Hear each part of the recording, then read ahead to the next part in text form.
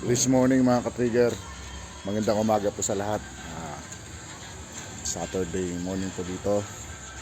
At may mga activities po ngayon ng mga estudyante rito. So, tapos sila, nakatagpo sila ng tent. Ayan po sila.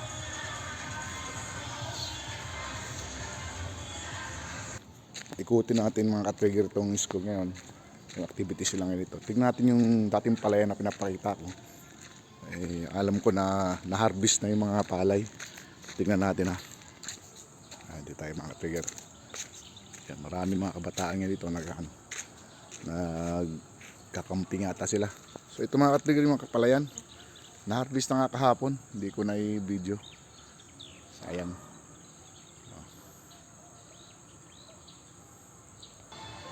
Tapos na yung ginagawa namin dito mga ka-trigger. Ayan. Ito na may mga